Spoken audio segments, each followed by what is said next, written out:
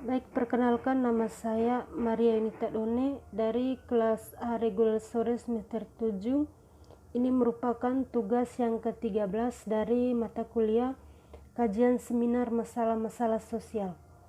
Jadi di dalam video kali ini akan membahas mengenai konstruksi masalah sosial dan dampaknya terhadap program dan respon kebijakan.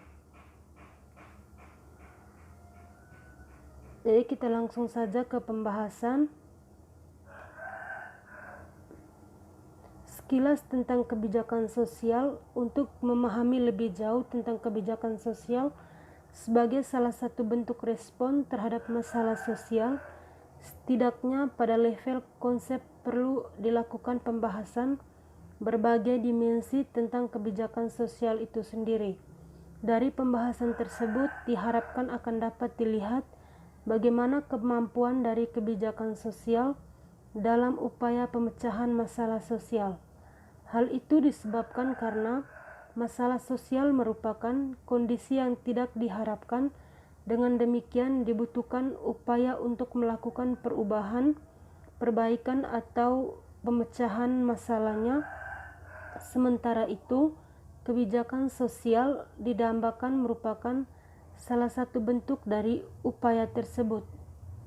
Tinjauan tentang kebijakan sosial dapat dimulai dengan membahas pengertiannya, yang mengacu pada kebijakan sosial yang dilaksanakan di Inggris, mendefinisikan sebagai kebijakan yang mengandung aktivitas-aktivitas yang dapat mempengaruhi kesejahteraan.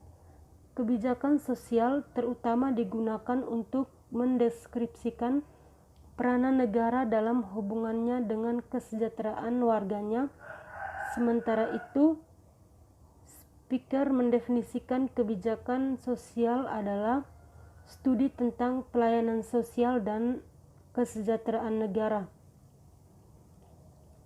Selanjutnya juga dikatakan bahwa bidang studi kebijakan sosial ini telah tumbuh sepanjang waktu, semakin lama semakin luas.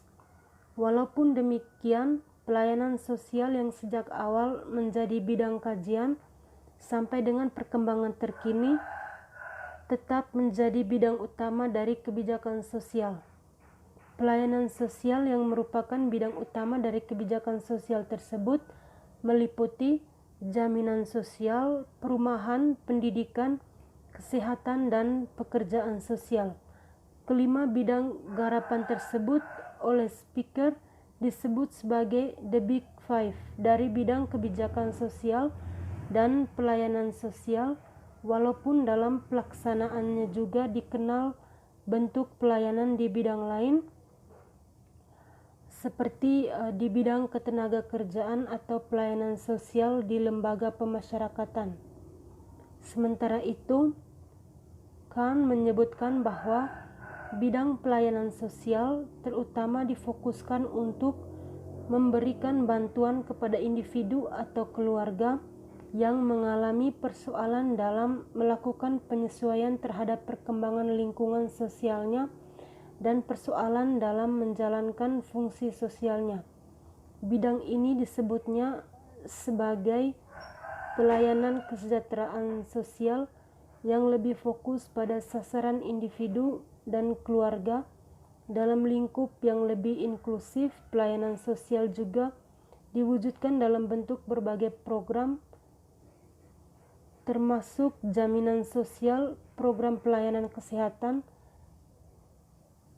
pendidikan, perumahan, dan ketenagakerjaan.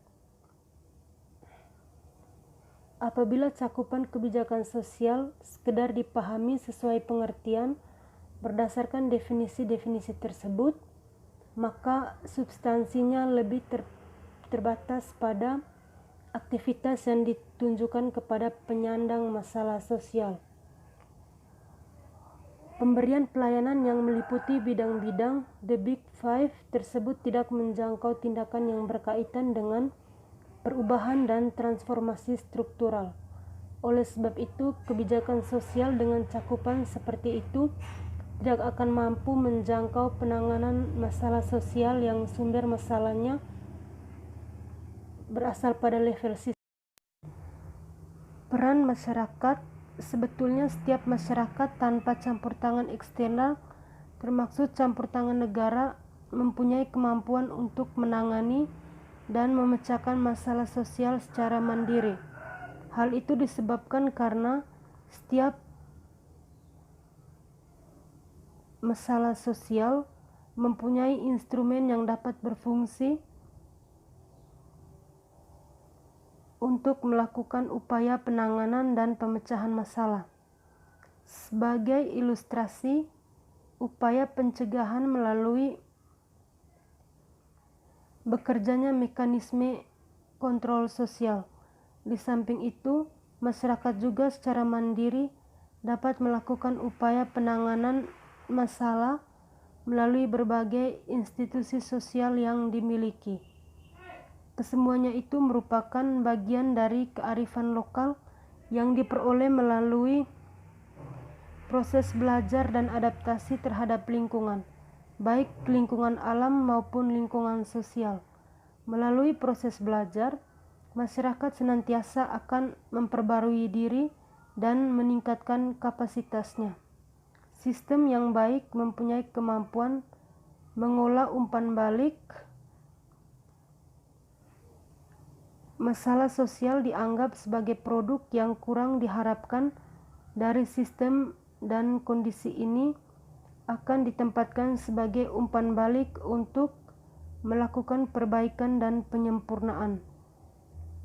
Persoalannya adalah apabila sistemnya sedang bermasalah atau sedang sakit, sistem yang demikian akan kehilangan kemampuannya untuk mengolah umpan balik. Apabila sistem tidak bekerja karena sedang sakit, dapat mendorong munculnya reaksi dari sebagian unsur masyarakat untuk bentuk gerakan sosial. Dengan demikian, gerakan sosial muncul dari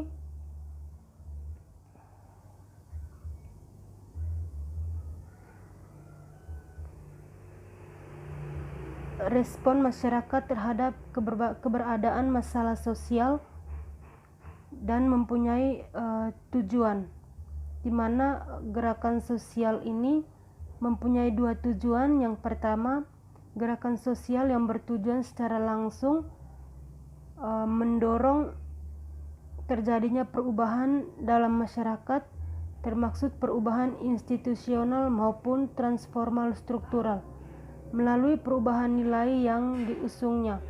Yang kedua, gerakan sosial yang bertujuan mempengaruhi perumusan kebijakan yang lebih berorientasi bagi terjadinya perubahan institusional dan transformasi struktural.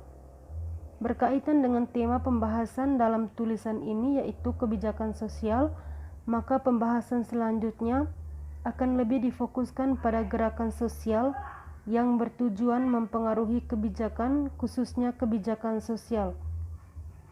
Gerakan sosial dapat mendorong bahkan menekan dikeluarkannya kebijakan pemecahan masalah sosial yang berorientasi pada terjadinya perubahan dalam sistem dan struktur sosial. Pada umumnya, gerakan sosial dengan tujuan seperti itu harus melewati 3 tahap penting: awareness, policy determination, dan reformi. Agar gerakan sosial tersebut cukup efektif sesuai tujuan untuk mewujudkan tatanan baru melalui perubahan institusional dan transformasi struktural, maka gerakan harus mengawal prosesnya meliputi ketiga tahap tersebut.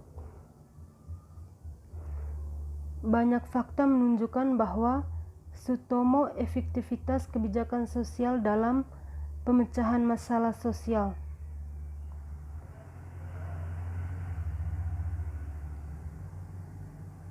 Jadi itu merupakan penjelasan terkait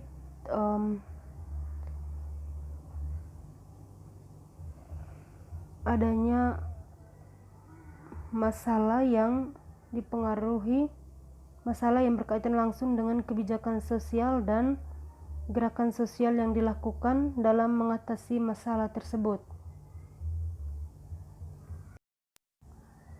Gerakan anti korupsi dapat berfungsi untuk mendorong dikeluarkannya kebijakan penanggulangan korupsi, baik yang berupa kebijakan pencegahan maupun usaha yang bersifat represif.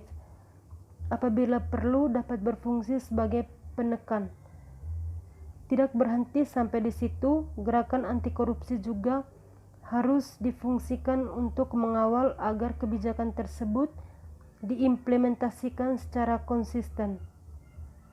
Seperti yang sudah disinggung sebelumnya, pengalaman menunjukkan banyak kebijakan, terutama yang berupa regulasi, berhenti di atas kertas atau sebatas retorika, karena apabila diterapkan akan menyangkut berbagai pihak dan merugikan kepentingan berbagai pihak pula, termaksud bagi mereka yang seharusnya menjadi aktor utama dalam pelaksanaan regulasi tersebut.